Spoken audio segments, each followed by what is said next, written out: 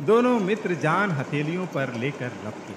सांड को भी संगठित शत्रुओं से लड़ने का तजुर्बा न था।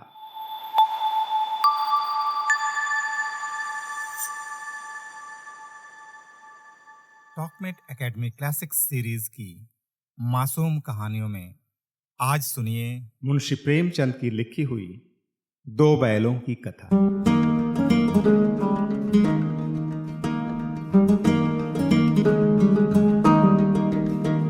जानवरों में गधा सबसे ज्यादा बुद्धिहीन समझा जाता है। हम जब किसी आदमी को पल्ले दर्जे का बेवकूफ कहना चाहते हैं तो उसे गधा कहते हैं। गधा सचमुच बेवकूफ है या उसके सीधेपन, उसकी सहिष्णुता ने उसे यह पदवी दे दी है, इसका निश्चय नहीं किया जा सकता। गायें सींग मारती हैं। ब्याई हुई गाय तो अनायास ही सिंघनी का रूप धारण कर लेती है। कुत्ता भी बहुत गरीब जानवर है, लेकिन कभी कभी उसे भी क्रोध आ ही जाता है। किंतु गधे को कभी क्रोध करते नहीं सुना, न देखा। जितना चाहे गरीब को मारो, चाहे जैसी खराब सड़ी हुई घास सामने डाल दो, उसके चेहरे पर कभी असंतोष की छाया भी न दिखाई देगी। बैसाख में चाहे एक आध बार कुलेल कर लेता हो, पर हमने तो उसे कभी खुश होते नहीं देखा। उसके चेहरे पर एक स्थायी विषाद छाया रहता है। सुख दुख, हानि लाभ, किसी भी दशा में उसे बदलते नहीं देखा। ऋषि मुनियों के जितने गुण हैं वे सभी उसमें पराकाष्ठा को पहुंच गए हैं, पर आदमी उसे बेवकूफ कहता है। सद्गुणों का इतना अनादर कहीं नहीं देखा। कदाचित सीधापन संसार के लिए उपयुक्त नहीं है। देखिए ना, भारतवासियों की अफ्रीका में क्यों दुर्दशा हो रही है। क्यों अमेरिका में उन्हें घुसने नहीं दिया जाता। बेचारे शराब नहीं पीते, चार पैसे कुछ समय के लिए बचा कर रखते हैं, जी तोड़कर काम करते हैं, किसी से लड़ाई झगड़ा नहीं करते, चार बातें सुनकर गम खा जाते हैं और फिर भी बदनाम है। कहा जाता है वे जीवन के आदर्शों को नीचा करते हैं। अगर वे भी ईंट का जवाब पत्थर से देना सीख जाते तो शायद सभ्य कहलाने लगते। जापान की मिसाल सामने है। एक ही विजय ने उसे संसार की सभ्य जातियों में गण्य बना दिया है। लेकिन गधे का छोटा भाई और भी है, जो उससे कम ही गधा है, और वह है बैल। जिस अर्थ में हम गधा का प्रयोग करते हैं, कुछ उसी से मिलते जुलते अर्थ में बछिया के ताऊ का भी प्रयोग करते हैं। कुछ लोग बैल को शायद बेवकूफों में सर्वश्रेष्ठ कहेंगे, मगर हमारा विचार ऐसा नहीं है। बैल कभी कभी मारता भी है, कभी कभी अड़ियल बैल भी देखने में आता है, और हां, और भी कई रीतियों से अपना असंतोष प्रकट कर देता है। अतएव उसका स्थान गधे से नीचा है। झूरी के दोनों बैलों के नाम थे हीरा और मोती। दोनों पछाई जाति के थे। देखने में सुंदर, काम में चौकस, डील में ऊंचे। बहुत दिनों साथ रहते रहते दोनों में भाईचारा हो गया था। दोनों आमने सामने या आसपास बैठे हुए एक दूसरे से मूक भाषा में विचार विनिमय करते थे। एक दूसरे के मन की बात कैसे समझ जाता था, हम यह नहीं कह सकते। अवश्य ही उनमें कोई ऐसी गुप्त शक्ति थी जिससे जीवों में श्रेष्ठता का दावा करने वाला मनुष्य वंचित है। दोनों एक दूसरे को चाट कर और सूंघ कर अपना प्रेम प्रकट करते। कभी कभी दोनों सींग भी मिला लिया करते थे, विग्रह के नाते से नहीं, केवल विनोद के भाव से, आत्मीयता के भाव से। जैसे दोस्तों में घनिष्ठता होते ही धौल धप्पा होने लगता है। इसके बिना दोस्ती कुछ फुसफुसी, कुछ हल्की सी रहती है, जिस पर ज्यादा विश्वास नहीं किया जा सकता। जिस वक्त ये दोनों बैल हल या गाड़ी में जोत दिए जाते और गर्दन हिला हिला कर चलते, उस वक्त हर एक की यही चेष्टा होती थी कि ज्यादा से ज्यादा बोझ मेरी ही गर्दन पर रहे। दिन भर के बाद दोपहर या संध्या को दोनों खुलते तो एक दूसरे को चाट चाट कर अपनी थकान मिटा लिया करते। नाद में खली भूसा पड़ जाने के बाद दोनों साथ उठते, साथ नाद में मुंह डालते और साथ ही बैठते थे। एक मुंह हटा लेता तो दूसरा भी हटा लेता था। संयोग की बात, झूरी ने एक बार दोनों को ससुराल भेज दिया। बैलों को क्या मालूम वे क्यों भेजे जा रहे हैं। समझे मालिक ने हमें बेच दिया। अपने यों बेचा जाना उन्हें अच्छा लगा या बुरा कौन जाने, पर झूरी के साले गया के घर तक उन्हें ले जाने में दांतों पसीना आ गया। पीछे से हाँकता तो दोनों दाएं बाएं भागते, पगहिया पकड़कर आगे से खींचता तो दोनों पीछे को जोर लगाते, मारता तो दोनों सींग नीचे करके हुंकारते। अगर ईश्वर ने उन्हें वाणी दी होती तो झूरी से पूछते, तुम हम गरीबों को क्यों निकाल रहे हो? हमने तो तुम्हारी सेवा करने में कोई कसर नहीं उठा रखी। अगर इतनी मेहनत से काम न चलता था और काम करा लेते। हमें तो तुम्हारी चाकरी में मर जाना कबूल था। हमने कभी दाने चारे की शिकायत नहीं की। तुमने जो कुछ खिलाया वह सिर झुकाकर खा लिया। फिर तुमने हमें इस जालिम के हाथ क्यों बेच दिया?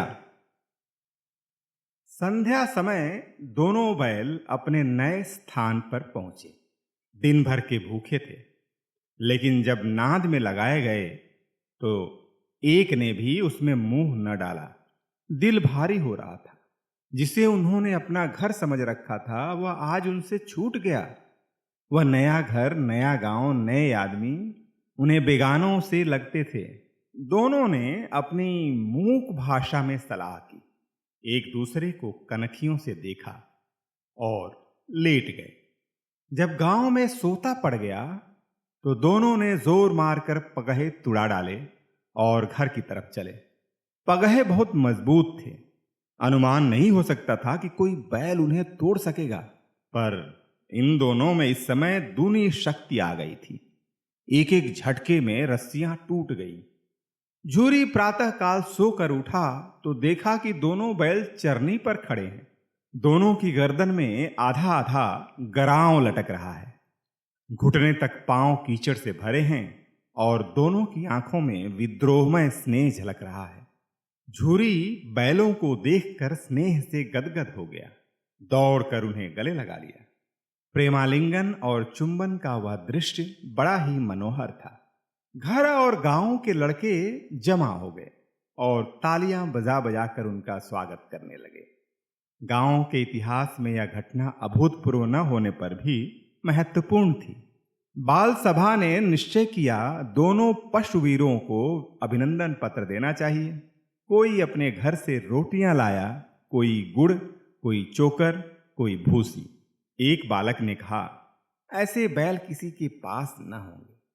दूसरे ने उसका समर्थन किया, इतनी दूर से दोनों अकेले चले आए। तीसरा बोला, बैल नहीं हैं वे, उस जन्म के आदमी हैं। इसका प्रतिवाद करने का किसी को साहस न हुआ। झूरी की स्त्री ने बैलों को द्वार पर देखा तो जल उठी। बोली, कैसे नरक हराम बैल हैं, एक दिन वहां काम न किया, भाग खड़े हुए। झूरी अपने बैलों पर यह आक्षेप न सुन सका। नमक हराम क्यों है? चारा दाना न दिया होगा तो क्या करते? स्त्री ने रोब के साथ कहा, बस तुम ही तो बैलों को खिलाना जानते हो, और तो सभी पानी पिला पिला कर रखते हैं। झूरी ने चिढ़ाया, चारा मिलता तो क्यों भागते? स्त्री चिढ़ गई, भागे इसलिए कि वे लोग तुम जैसे बुद्धुओं की तरह बैलों को सहलाते नहीं, खिलाते हैं तो रगड़ कर जोतते भी हैं। ये दोनों ठहरे पक्के कामचोर भाग निकले। अब देखूं कहां से खली और चोकर मिलता है। सूखे भूसे के सिवा कुछ न दूंगी, खाएं चाहे मरें। वही हुआ। मजूर को बड़ी ताकीद कर दी गई कि बैलों को खाली सूखा भूसा दिया जाए। बैलों ने नाद में मुंह डाला तो फीका फीका, न कोई चिकनाहट न कोई रस। क्या खाएं? आशा भरी आंखों से द्वार की ओर ताकने लगे। झूरी ने मजूर से कहा, थोड़ी सी खली क्यों नहीं डाल देते बे? थोड़ी सी खली क्यों नहीं डाल देता बे? मालकिन मुझे मार ही डालेंगे, चुरा कर डाल आ। ना दादा, पीछे से तुम भी उन्हीं की सी कहोगे। दूसरे दिन झूरी का साला फिर आया और बैलों को ले चला। अब की उसने दोनों को गाड़ी में जोता। दो चार बार मोती ने गाड़ी को सड़क की खाई में गिराना चाहा, पर हीरा ने संभाल लिया। वह ज्यादा सहनशील था। संध्या समय घर पहुंचकर उसने दोनों को मोटी रस्सियों से बांधा और कल की शरारत का मजा चखाया। फिर वही सूखा भूसा डाल दिया। अपने दोनों बैलों को खली चूनी सब कुछ दी। दोनों बैलों का ऐसा अपमान कभी न हुआ था। झूरी इन्हें फूल की छड़ी से भी न छूता था। उसकी टिटकार पर दोनों उड़ने लगते थे। यहां मार पड़ी। आहत सम्मान की व्यथा तो थी ही, उस पर मिला सूखा भूसा। नाद की तरफ आंखें तक न उठाई। दूसरे दिन गया ने बैलों को हल में जोता, पर इन दोनों ने जैसे पांव न उठाने की कसम खा ली थी। वह मारते मारते थक गया, पर दोनों ने पांव न उठाया। एक बार जब उस निर्दयी ने हीरा की नाक पर खूब डंडे जमाए, तो मोती का गुस्सा काबू के बाहर हो गया। वह हल लेकर भागा। हल, रस्सी, जुआ, जोत सब टूट टुटाकर बराबर हो गया। गले में बड़ी बड़ी रस्सियां न होती तो दोनों पकड़ाई में न आते। हीरा ने मूक भाषा में कहा, भागना व्यर्थ है। मोती ने उत्तर दिया, तुम्हारी तो इसने जान ही ले ली थी, अब की बड़ी मार पड़ेगी। पड़ने दो, बैल का जन्म लिया है तो मार से कहां तक बचेंगे। गया दो आदमियों के साथ दौड़ा आ रहा है। दोनों के हाथों में लाठियां हैं। मोती बोला, कहो तो दिखा दो कुछ मजा, मैं भी लाठी लेकर आ रहा है। हीरा ने समझाया, नहीं भाई, खड़े हो जाओ। मुझे मारेगा तो मैं एक दो को गिरा दूंगा। नहीं, हमारी जाति का यह धर्म नहीं है। मोती दिल में ऐंठ कर रह गया। गया आ पहुंचा और दोनों को पकड़कर ले चला। कुशल हुई कि उसने इस वक्त मारपीट न की, नहीं तो मोती भी पलट पड़ता। उसके तेवर देखकर गया और उसके सहायक समझ गए कि इस वक्त टाल जाना ही मसलहत है। आज दोनों के सामने फिर वही सूखा भूसा लाया गया। दोनों चुपचाप खड़े रहे। घर के लोग भोजन करने लगे। उस वक्त छोटी सी लड़की दो रोटियां लिए निकली और दोनों के मुंह में देकर चली गई। उस एक रोटी से इनकी भूख तो क्या शांत होती, पर दोनों के हृदय को मानो भोजन मिल गया। यहां भी किसी सज्जन का वास है। लड़की भैरों की थी। उसकी मां मर चुकी थी। सौतेली मां उसे मारती रहती थी, इसलिए इन बैलों से उसे एक प्रकार की आत्मीयता हो गई थी। दोनों दिन भर जोते जाते, डंडे खाते, अड़ते। शाम को स्थान पर बांध दिए जाते और रात को वही बालिका उन्हें दो रोटियां खिला जाती। प्रेम के इस प्रसाद की यह बरकत थी कि दो दो गाल भूसा खाकर भी दोनों दुर्बल न होते थे, मगर दोनों की आंखों में, रोम रोम में विद्रोह भरा हुआ था। एक दिन मोती ने मूक भाषा में कहा, अब तो नहीं सहा जाता हीरा, क्या करना चाहते हो? एक आध को सींगों पर उठाकर फेंक दूंगा। लेकिन जानते हो, वह प्यारी लड़की जो हमें रोटियां खिलाती है उसी की लड़की है जो इस घर का मालिक है। यह बेचारी अनाथ ना हो जाएगी? तो मालकिन को ना फेंक दूं? वही तो उस लड़की को मारती है। लेकिन औरत जात पर सिंह चलाना मना है, यह भूल जाते हो। तुम तो किसी तरह निकलने ही नहीं देते। बताओ, तुड़ाकर भाग चलें? हाँ, यह मैं स्वीकार करता, लेकिन इतनी मोटी रस्सी टूटेगी कैसे? इसका एक उपाय है। पहले रस्सी को थोड़ा सा चबा लो, फिर एक झटके में जाती है। रात को जब बालिका रोटियां खिलाकर चली गई, दोनों रस्सियां चबाने लगे, पर मोटी रस्सी मुंह में न आती थी। बेचारे बार बार जोर लगाकर रह जाते थे। सहसा घर का द्वार खुला और वही लड़की निकली। दोनों सिर झुकाकर उसका हाथ चाटने लगे। दोनों की पूंछें खड़ी हो गई।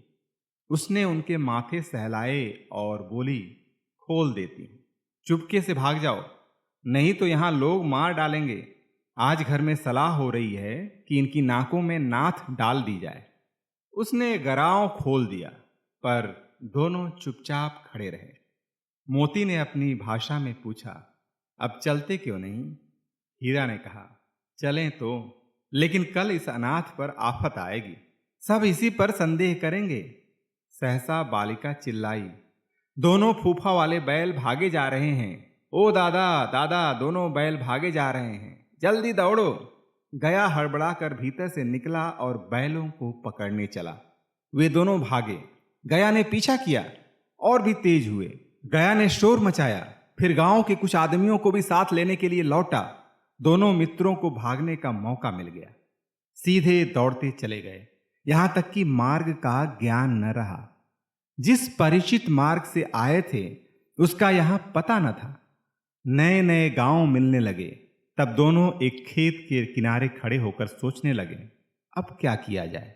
हीरा ने कहा, मालूम होता है राह भूल गए, तुम भी बेतहाशा भागे, वहीं उसे मार गिराना था।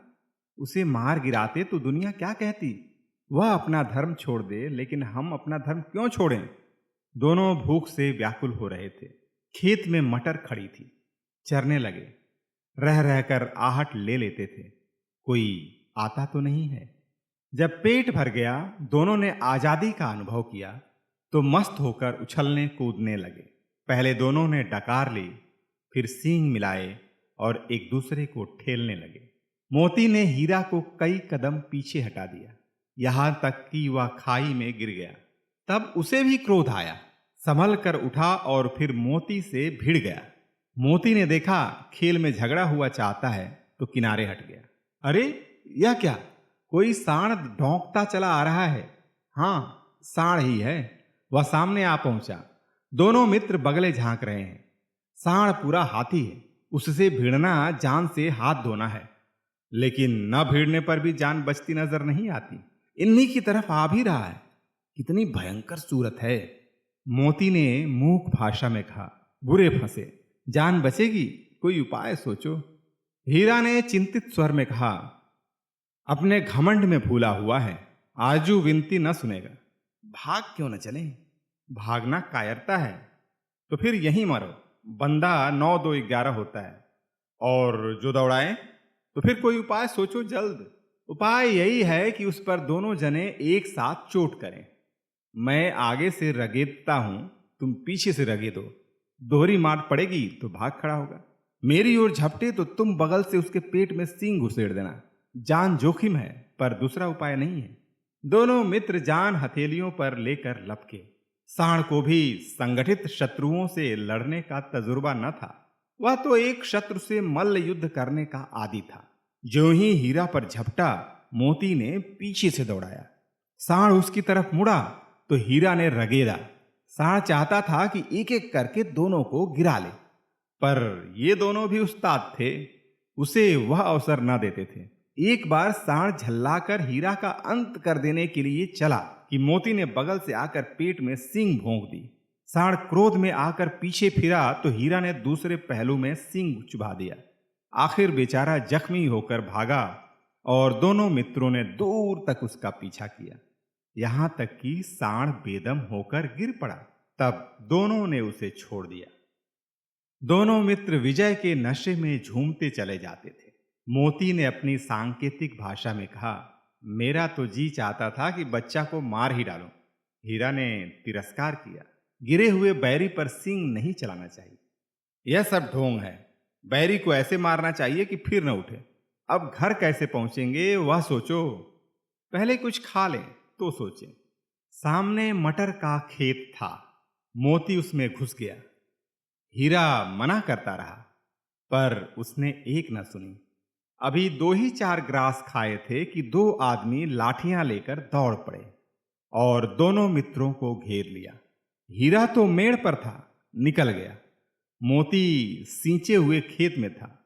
उसके खुर कीचड़ में धंसने लगे, न भाग सका, पकड़ लिया।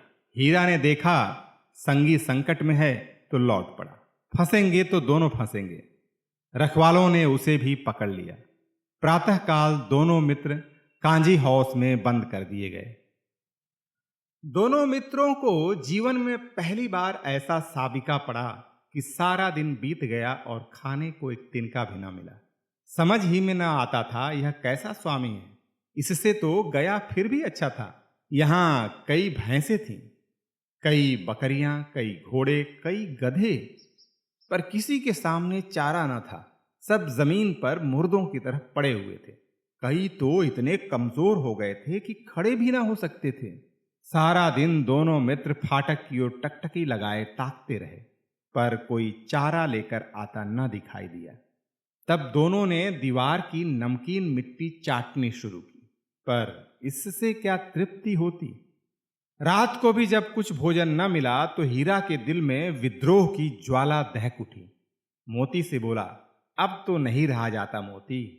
मोती ने सिर लटकाए हुए जवाब दिया, मुझे तो मालूम होता है प्राण निकल रहे हैं। इतनी जल्दी हिम्मत न हारो भाई, यहां से भागने का कोई उपाय निकालना चाहिए। आओ दीवार तोड़ डालें। मुझसे तो अब कुछ ना होगा। बस इसी बूते पर अकड़ते थे, सारी अकड़ निकल गई। बाड़े की दीवार कच्ची थी। हीरा मजबूत तो था ही। अपने नुकीले सींग दीवार में गड़ा दिए और जोर मारा तो मिट्टी का एक चिप्पड़ निकल आया। फिर तो उसका साहस बढ़ा। इसने दौड़ दौड़ कर दीवार पर चोटें की और हर चोट में थोड़ी थोड़ी मिट्टी गिराने लगा। उसी समय कांजी हाउस का चौकीदार लालटेन लेकर जानवरों की हाजिरी लेने आ निकला। हीरा का उजड्डपन देखकर उसने उसे कई डंडे रसीद किए और मोटी सी रस्सी से बांध दिया। मोती ने पड़े पड़े कहा, आखिर मार खाई, क्या मिला? अपने बूते भर जोर तो मार दिया। ऐसा जोर मारना किस काम का कि और बंधन में पड़ गए। जोर तो मारता ही जाऊंगा, चाहे कितने ही बंधन पड़ते जाएं। जान से हाथ धोना पड़ेगा, कुछ परवाह नहीं, यों भी तो मरना ही है। सोचो, दीवार खुद जाती तो कितनी जानें बच जाती। इतने भाई यहां बंद हैं, किसी के देह में जान नहीं है। 2-4 दिन और यही हाल रहा तो सब मर जाएंगे। हाँ, यह बात तो है। अच्छा तो ले लो, फिर मैं भी जोर लगाता हूं। मोती ने भी दीवार में उसी जगह सींग मारा। थोड़ी सी मिट्टी गिरी और हिम्मत बढ़ गई। फिर तो वह दीवार में सींग लगाकर इस तरह जोर करने लगा मानो किसी प्रतिद्वंदी से लड़ रहा है। आखिर कोई 2 घंटे की जोर आजमाइश के बाद दीवार ऊपर से लगभग 1 हाथ गिर गई। उसने दूनी शक्ति से दूसरा धक्का मारा तो आधी दीवार गिर पड़ी। दीवार का गिरना था कि अधमरे से पड़े हुए सभी जानवर चेत उठे। तीनों घोड़ियां सरपट भाग निकली, फिर बकरियां निकली, इसके बाद भैंसें भी खिसक गईं, पर गधे अभी तक ज्यों के त्यों खड़े थे। हीरा ने पूछा, तुम दोनों क्यों नहीं भाग जाते? एक गधे ने कहा, जो कहीं फिर पकड़ लिए जाए तो क्या हरज है, अभी तो भागने का अवसर है। हमें तो डर लगता है, हम यहीं पड़े रहेंगे। आधी रात से ऊपर जा चुकी थी। दोनों गधे अभी तक खड़े सोच रहे थे कि भागें या न भागें, और मोती अपने मित्र की रस्सी तोड़ने में लगा हुआ था। जब वह हार गया तो हीरा ने कहा, तुम जाओ, मुझे यहीं पड़ा रहने दो, शायद कहीं भेंट हो जाए। मोती ने आंखों में आंसू लाकर कहा, तुम मुझे इतना स्वार्थी समझते हो हीरा? हम और तुम इतने दिनों एक साथ रहे हैं, आज तुम विपत्ति में पड़ गए तो मैं तुम्हें छोड़कर अलग हो जाऊं? हीरा ने कहा, बहुत मार पड़ेगी, लोग समझ जाएंगे यह तुम्हारी शरारत है। मोती गर्व से बोला, जिस अपराध के लिए तुम्हारे गले में बंधन पड़ा है उसके लिए अगर मुझ पर मार पड़े तो क्या चिंता। इतना तो हो ही गया कि 9-10 प्राणियों की जान बच गई, वे सब तो आशीर्वाद देंगे। यह कहते हुए मोती ने दोनों गधों को सींगों से मार मार कर बाड़े के बाहर निकाला और तब अपने बंधु के पास आकर सो रहा। भोर होते ही मुंशी और चौकीदार तथा अन्य कर्मचारियों में कैसी खलबली मची, इसके लिखने की जरूरत नहीं। बस इतना ही काफी है कि मोती की खूब मरम्मत हुई और उसे भी मोटी रस्सी से बांध दिया गया। 1 सप्ताह तक दोनों मित्र वहां बंधे पड़े रहे। किसी ने चारे का एक तृण भी न डाला। हां, एक बार पानी दिखा दिया जाता था, यही उनका आधार था। दोनों इतने दुर्बल हो गए थे कि उठा तक न जाता था। ठठरियां निकल आई थी। एक दिन बाड़े के सामने डुग्गी बजने लगी और दोपहर होते होते वहां 50-60 आदमी जमा हो गए। तब दोनों मित्र निकाले गए और उनकी देखभाल होने लगी। लोग आ आकर उनकी सूरत देखते और मन फीका करके चले जाते। ऐसे मृतक बैलों का कौन खरीदार होता? सहसा एक दढ़ियल आदमी जिसकी आंखें लाल थीं और मुद्रा अत्यंत कठोर आया और दोनों मित्रों के कूल्हे में उंगली गोदकर मुंशी जी से बातें करने लगा। उसका चेहरा देखकर अंतर्ज्ञान से दोनों मित्रों के दिल कांप उठे। वह कौन है और उन्हें क्यों टटोल रहा है, इस विषय में उन्हें कोई संदेह न हुआ। दोनों ने एक दूसरे को भीत नेत्रों से देखा और सिर झुका लिया। हीरा ने कहा, गया के घर से नाहक भागे, अब जान न बचेगी। मोती ने अश्रद्धा के भाव से उत्तर दिया, कहते हैं भगवान सबके ऊपर दया करते हैं, उन्हें हमारे ऊपर क्यों दया नहीं आती? भगवान के लिए हमारा मरना जीना दोनों बराबर है। चलो अच्छा ही है, कुछ दिन उसके पास तो रहेंगे। एक बार भगवान ने उस लड़की के रूप में हमें बचाया था, क्या अब ना बचाएंगे? यह आदमी छुरी चलाएगा, देख लेना। तो क्या चिंता है, मांस खाल सींग हड्डी सब किसी न किसी काम आ जाएंगे। नीलाम हो जाने के बाद दोनों मित्र उस दढ़ियल के साथ चले। दोनों की बोटी बोटी कांप रही थी। बेचारे पांव ना उठा सकते थे, पर भय के मारे गिरते पड़ते भागे जाते थे, क्योंकि वह जरा भी चाल धीमी हो जाने पर जोर से डंडा जमा देता था। राह में गाय बैलों का एक रेवड़ हरे हरे हार में चरता नजर आया। सभी जानवर प्रसन्न थे, चिकने चपल। कोई उछलता था, कोई आनंद से बैठा पागुर करता था। कितना सुखी जीवन था इनका, पर कितने स्वार्थी हैं सब। किसी को चिंता नहीं कि उनके दो भाई बधिक के हाथ पड़े कैसे दुखी हैं। सहसा दोनों को ऐसा मालूम हुआ कि यह परिचित राह है। हाँ, इसी रास्ते से गया उन्हें ले गया था। वही खेत, वही बाग, वही गांव मिलने लगे। प्रति क्षण उनकी चाल तेज होने लगी। सारी थकान, सारी दुर्बलता गायब हो गई। आह, यह लो, अपना ही हार आ गया। इसी कुएं पर हम पूर चलाने आया करते थे, यही कुआं है। मोती ने कहा, हमारा घर नगीच आ गया। हीरा बोला, भगवान की दया है, मैं तो अब घर भागता हूं। यह जाने देगा? इसे मैं मार गिराता हूं। नहीं नहीं, दौड़कर थान पर चलो, वहां से हम आगे न जाएंगे। दोनों उन्मत्त होकर बछड़ों की भांति कुलेलें करते हुए घर की ओर दौड़े। वह हमारा थान है। दोनों दौड़कर अपने थान पर आए और खड़े हो गए। दढ़ियल भी पीछे पीछे दौड़ा चला आता था। झूरी द्वार पर बैठा धूप खा रहा था। बैलों को देखते ही दौड़ा और उन्हें बारी बारी से गले लगाने लगा। मित्रों की आंखों से आनंद के आंसू बहने लगे। एक झूरी का हाथ चाट रहा था। दढ़ियल ने जाकर बैलों की रस्सियां पकड़ ली। झूरी ने कहा, मेरे बैल हैं। तुम्हारे बैल कैसे? मैं मवेशी खाने से नीलाम लिए आता हूं। मैं तो समझता हूं चुराए लिए आते हो। चुपके से चले जाओ, मेरे बैल हैं। मैं बेचूंगा तो बिकेंगे। किसी को मेरे बैल नीलाम करने का क्या अख्तियार है? जाकर थाने में रपट कर दूंगा। मेरे बैल हैं, इसका सबूत यह है कि मेरे द्वार पर खड़े हैं। दढ़ियल झल्ला कर बैलों को जबरदस्ती पकड़ ले जाने के लिए बढ़ा। उसी वक्त मोती ने सींग चलाया। दढ़ियल पीछे हटा, मोती ने पीछा किया। दढ़ियल भागा, मोती पीछे दौड़ा। गांव के बाहर निकल जाने पर वह रुका। खड़ा खड़ा दढ़ियल का रास्ता देख रहा था। दढ़ियल दूर खड़ा धमकियां दे रहा था, गालियां निकाल रहा था, पत्थर फेंक रहा था और मोती विजयी शूर की भांति उसका रास्ता रोके खड़ा था। गांव के लोग यह तमाशा देखते थे और हंसते थे। जब दढ़ियल हार कर चला गया तो मोती अकड़ता हुआ लौटा। हीरा ने कहा, मैं डर रहा था कि कहीं तुम गुस्से में आकर मार न बैठो। अगर वह मुझे पकड़ता तो मैं बेमारे न छोड़ता। अब न आएगा। आएगा तो दूर से ही खबर लूंगा, देखूं कैसे ले जाता है। और जो गोली मरवा दे, मर जाऊंगा पर उसके काम तो ना आऊंगा। हमारी जान को कोई जान ही नहीं समझता, इसीलिए कि हम इतने सीधे हैं। जरा देर में नादों में खली, भूसा, चोकर और दाना भर दिया गया। दोनों मित्र खाने लगे। झूरी खड़ा दोनों को सहला रहा था और 20 लड़के तमाशा देख रहे थे। सारे गांव में उत्साह सा मालूम होता था। उसी समय मालकिन ने आकर दोनों के माथे चूम लिए।